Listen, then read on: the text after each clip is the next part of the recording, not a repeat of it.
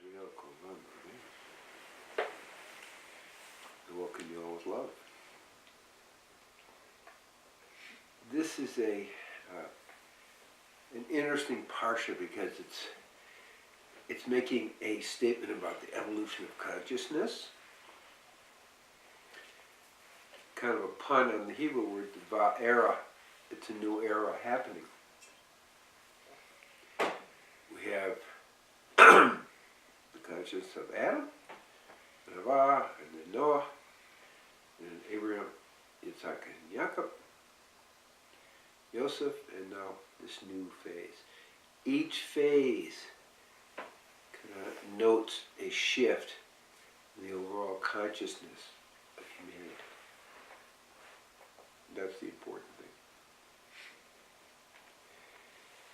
Now, it's said that the name of Yud-Keh-Vav-Keh was not revealed to Abraham, Yitzhak, and Jacob. And in fact, it truly was. It just wasn't meant to be a public teaching. But there's another part that's important, is that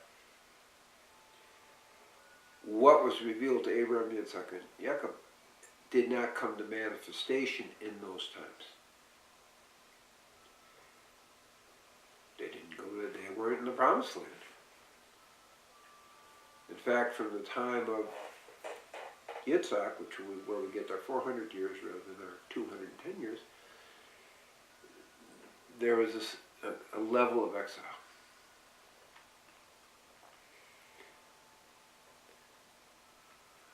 Now, when we look at it in the bigger picture, there's always a bigger picture. Even today, what was revealed to Moshe, I am that I am, Eir She'er, is not fully experienced. It's said that in some of the deeper teachings, it really won't be fully experienced until evil has been removed from the planet. And we're far from that. The key is in the Messianic time, that's what is going to happen. So in fact, when we understand the meaning of the unfolding, even Yud-Keh-Vav-Keh that Moshe got was not fully revealed, and at the time of Abraham, Yitzhak, and Jacob, and Joseph, El Shaddai, which is more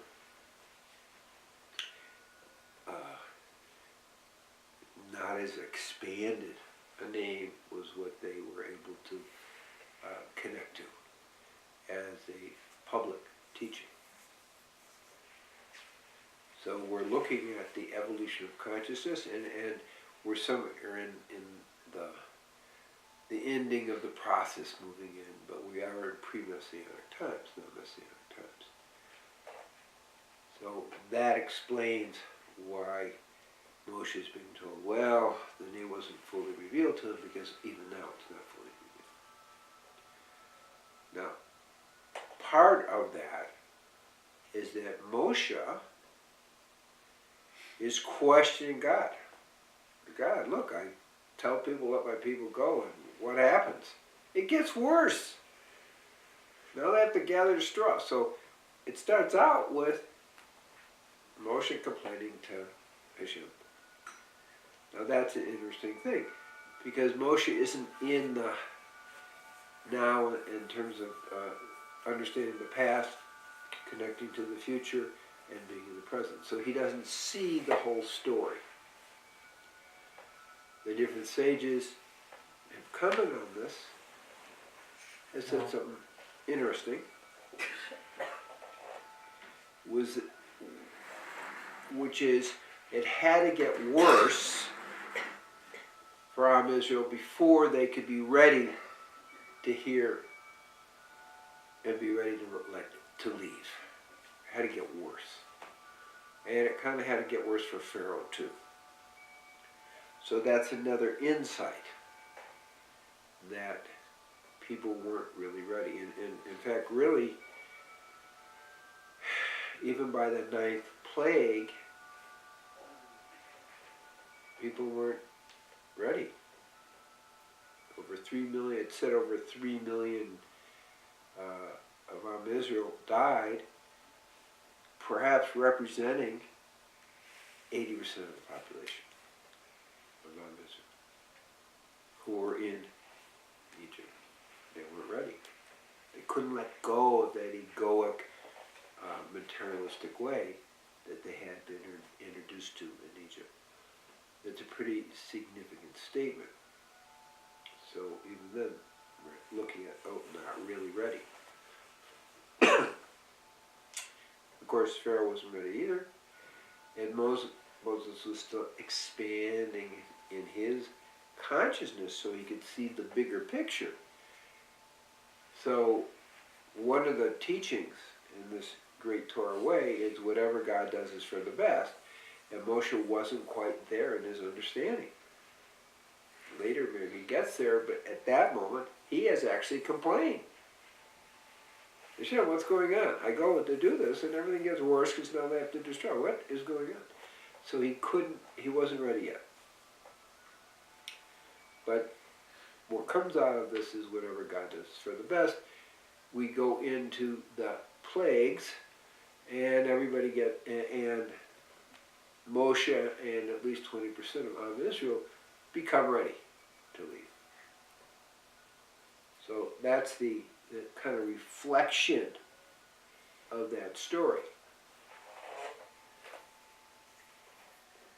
Just like the reflection of the name that people received it. Well, maybe in Messianic times we'll fully receive it. And now we go a step further and we look at the plagues. Now we have to know something about plagues. This is really important to get. Plagues don't transform consciousness. The plagues are waking up. Why? Because it's an external awareness rather than internal awareness. So the energy of the plagues is like, okay, let's pay attention, wake up, step one. But then wake up and go inside to understand that we are the spark and ultimately the flame of Hashem. That's the key understanding. So miracles actually can limit you if you're depending on God for a miracle. You're not doing the inner work. So there's two sides to that story.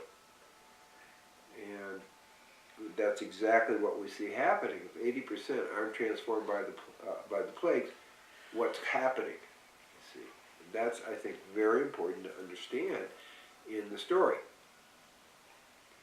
because they weren't transformed, but they got the plagues. There's a wake-up call, wake up, and okay. Now it wasn't just a wake-up call for the Egyptians; it was a wake-up call for Israel as well. Okay. Now, the first plague, the plague of blood, took place in an interesting way. Pharaoh took the position that he was a god. Well, gods don't defecate. So Moshe is directed, because remember he grew up with him. It's not like this is to confront Pharaoh why he's defecating in the Nile. Kind of embarrassing, but it's like, hey, wake up, guy. You aren't a god. You're just a human being. Then the key about the water in the Nile is it's the life force energy. Blood is life force energy. So the first plague strikes directly at the life force energy of the Egyptians, because that was their god. So a lot is going on multiple levels. And then Pharaoh, and some people argue, well, Pharaoh didn't have a choice. The traditional teachings, the predominant teachings is for the first 5 plagues, he actually did have a choice. And then he got more and more locked in at an ego level. But ultimately, after the 10th plague, he made a choice to say, get out of here. So he kind of had a choice all along. But after the first 5, he's more locked in. So the second plague was frogs. And the frogs are croaking everywhere and making noise and became somewhat unbearable. And he said, please, stop. And then he, like many people on the spiritual path, we make our little vow to God, and then we, now the relief has come. Well, maybe I won't give it so much attention.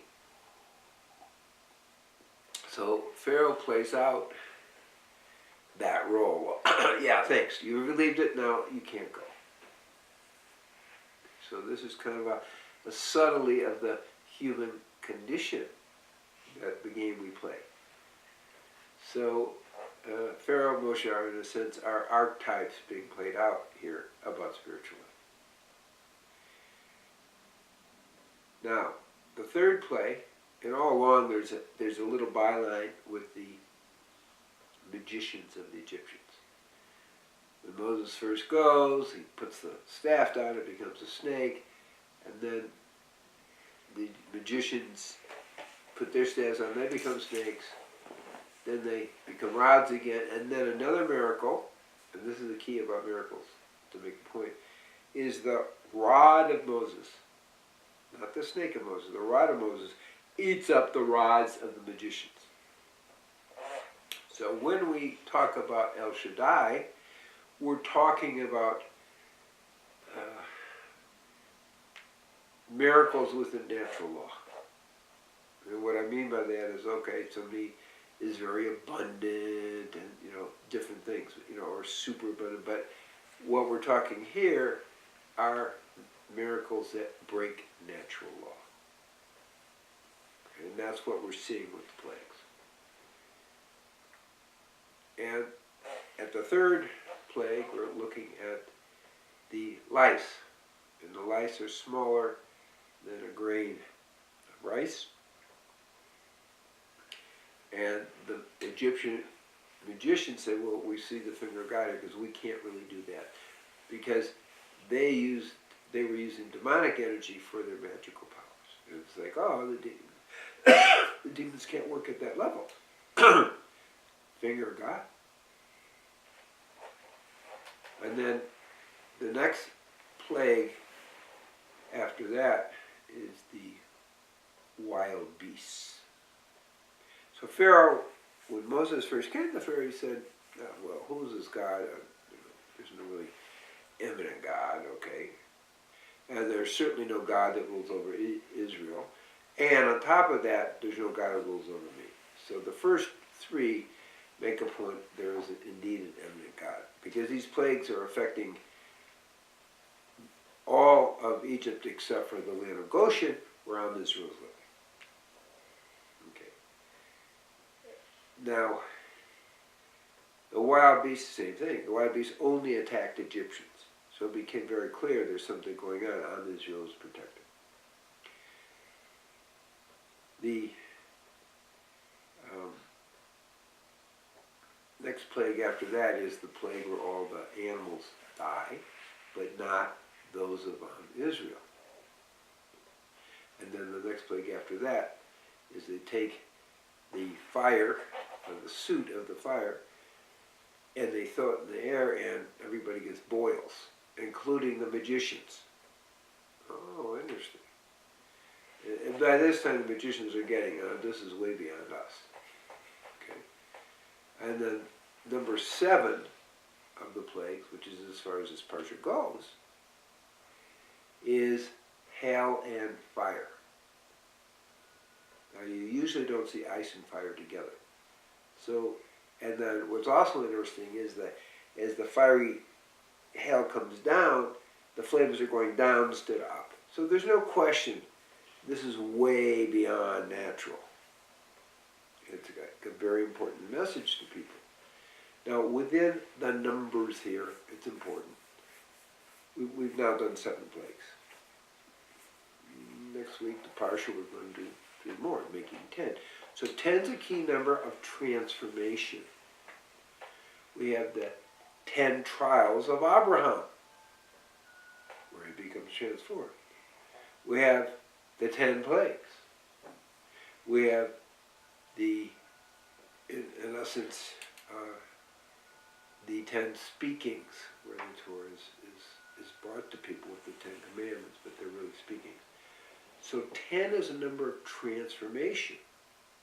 And we also have this 7 and 3 kind of phenomena. What am I meaning is, for example, the 3rd month of the year is when the 10 commandments are given, and on the 7th day. It takes us to 10 again. So we're being introduced to a variety of phenomena. We're being introduced to the divine as I am that, which is beyond our understanding because it's merging with all things. And as it applies to today, rather than a story of 3,000 years ago, or 3,400 years ago, depending on your history, is that we have choices. We have a choice to wake up when we see what's going on. We have a choice to stay asleep. And may everyone be blessed that we make the choice of spiritual evolution unto